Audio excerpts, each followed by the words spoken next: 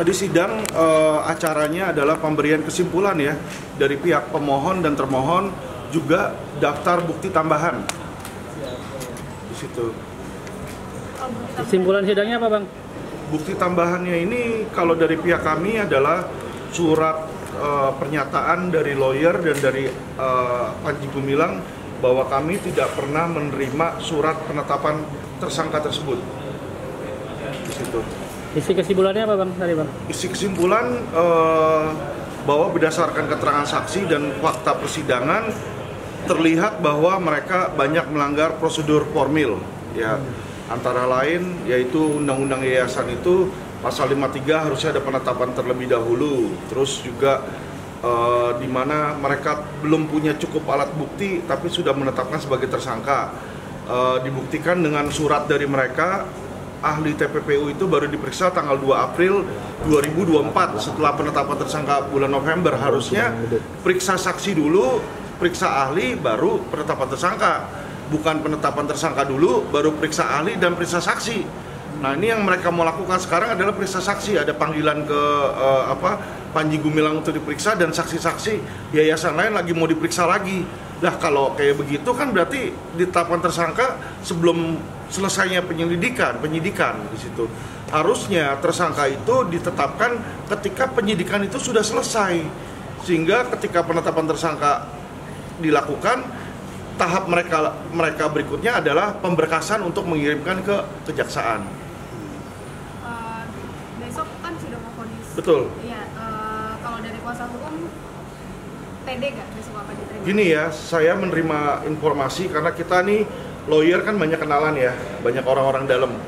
Saya berbicara dengan teman saya yang ada di MA, ya. Mereka menyatakan bahwa informasi yang MA dengar sudah ada tekanan dari Mabes ke Ketua Pengadilan Negeri untuk menolak pra-peradilan kami di situ, dan juga sudah ada tekanan dari 2 anggota DPR yaitu Nasir Jamil dan Trimedia Panjaitan agar kasus ini dilanjutkan. Nah, ini menurut kami merupakan sebuah kejutan dan sebuah kejanggalan ya, karena setahu saya DPR itu kerjanya harusnya bikin undang-undang, bukan jadi juru bicaranya Mabes Polri. Kenapa yang berbicara menanggapi kami selama ini bukanlah Kadif Humas atau Karopenmas, tapi yang menanggapi malah DPR. Jadi kita bingung gitu loh ya.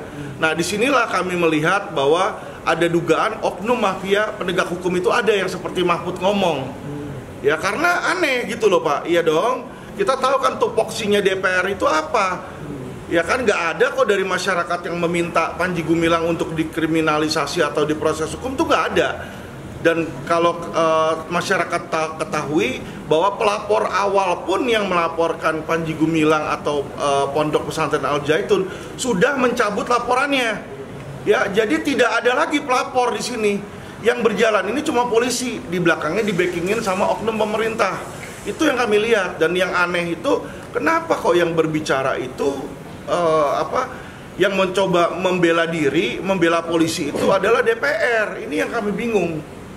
Ya, apakah ada kepentingan dari DPR ataukah ada titipan dari DPR? Ini yang kita nggak tahu, Pak. Ya, tapi hal tersebut buat kami sangatlah janggal. Tapi seperti yang kami lihat, kami tidak mau mendahului keputusan pengadilan. Jadi walaupun kami sudah mendengar desas-desus itu, kami masih mempercayai pengadilan untuk berjalan lurus. Ya, tapi kalau memang kenyataannya nggak lurus dan mereka tidak mau mempertimbangkan, ya biar nanti masyarakat yang menilai. Lama-lama juga akhirnya harkat dan martabat dan reputasi Pengadilan Negeri Jakarta Selatan pun akan runtuh kalau itu terjadi ya. Jadi biar mereka yang menentukan sendiri, mereka mau menegakkan hukum atau mau menegakkan kepentingan konflik pribadi perorangan gitu. Untuk langkah-langkah selanjutnya? Langkah selanjutnya kalau memang para peradilan kami ditolak, kami akan mengajukan gelar perkara ke Karwasidik, karena P19 yang diberikan oleh kejaksaan kepada kepolisian itu tidak bisa dipenuhi. Jadi kami akan meminta kepada kepolisian untuk gelar perkara khusus yang mana diatur di Perkap ya, bahwa pemohon, tersangka maupun kuasa hukumnya boleh memintakan gelar perkara di kepolisian untuk memeriksa berkas tersebut. Dan kalau memang nantinya tidak ditemukan alat bukti dan unsur pidana, dari kepolisian pun bisa meng-SP3 hal tersebut. Demikian. Bang, tambahan lah dari Oh iya, Terkait yang sedikit. Ya, ada. Dan ini tambahan sedikit lah. Jadi posisinya hari ini saya sangat berharap terkait dengan putusan pra peradilan ini, yaitu bahwa apa yang dibuktikan di dalam persidangan pra peradilan ini itu sangat-sangat jelas bahwa unsur-unsurnya memang janggal.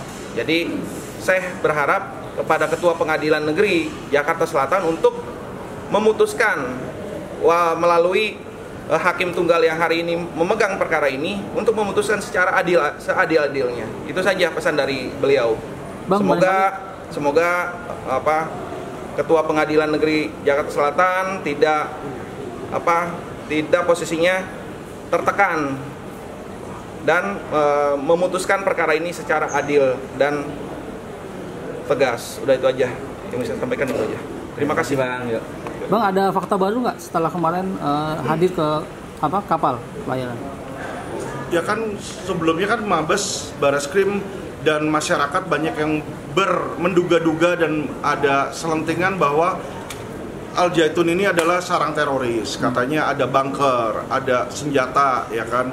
Tentu saya sebagai kuasa hukum ketika menerima kuasa nggak bisa menerima itu aja, tapi saya mau melihat sendiri dengan mata kepala saya, benarkah di lokasi tersebut ada bunker, ada senjata. Jadi kami keliling-keliling semua tempat di sana dan tidak melihat hal tersebut gitu loh. Jadi supaya jangan menjadi fitnah bagi masyarakat dan bagi pemerintah, ya Al Zaitun pun membuka pintu mereka ya kepada pemerintah atau pejabat yang masih meragukan, silakan datang dan melihat sendiri, ya kan, apakah mereka menemukan di sana senjata ataukah ada pelatihan militan, ya itu tidak ada.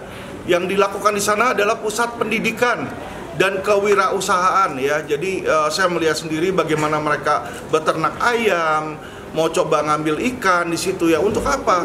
Untuk swasembada makan dan pangan, yang mana itu sudah dicanangkan oleh Presiden Jokowi dan calon Presiden Prabowo di situ. Jadi saya melihat yang dilakukan oleh Panji Gumilang ini adalah hanya satu, yaitu mendukung program pemerintah. Jadi kalau orang yang seperti ini dikriminalisasi, saya akan bingung bagaimana orang Indonesia bisa berkreativitas dan nantinya bisa ikut serta kontribusi dalam program pemerintah kalau itu terjadi. Ya, jadi seharusnya orang seperti Panji Gumilang itu diberikan penghargaan, bukan malah di shutdown, dipenjarakan, dikriminalisasi, dirampas aset-asetnya sehingga pondok pesantren itu nantinya misalnya harus tutup. Kan kasihan, yang rugi itu adalah masyarakat dan santri-santri di daerah Indramayu. Apakah itu dipikirkan oleh Mabes Polri? Tidak. Mereka cuma peduli ngambil uangnya, ngerampas uangnya di sana, ya kan, penjarain orang. Ya, jadi itulah hukum itu dilakukan bukan dengan asas manfaat dan asas keadilan, tetapi asas konflik kepentingan dan kekuasaan. Nah, disinilah kami sangat sayangkan. Oke, Bang. Ya, satu lagi tambahan. Jadi kemarin kami berdua sudah mengunjungi Pondok Pesantren Mahad Al Zaitun dan disampaikan juga bahwa baru kali ini di tahun 2024 itu pajak naik sampai 1.470 sekian persen. 1.400 loh. Yang awalnya hanya 220 sekian juta menjadi 3,6 miliar. Luar biasa. Ini pajak bisa naik seperti ini ke pusat pendidikan, yang mana ada 3 undang-undang perpajakan yang dilanggar, yaitu pusat pendidikan itu tidak dikenakan pajak. Ini kena pajak 1.400%. Luar biasa, sangat-sangat memberatkan. Dan izin-izin yang dihambat oleh Bupati Indramayu sangat banyak, seperti galangan kapal. Sampai hari ini PBG-nya untuk pembuatan kapal itu sama dihambat. Terkait dengan izin SMK sudah praktek 1 tahun, seperti menanam padi sudah, pembuatan kapal sudah, tapi tetap sampai hari ini izin pun dipersulit. Demikian. Terima kasih bang. Oke, Terima makasih kasih. Yo. teman-teman, thank you.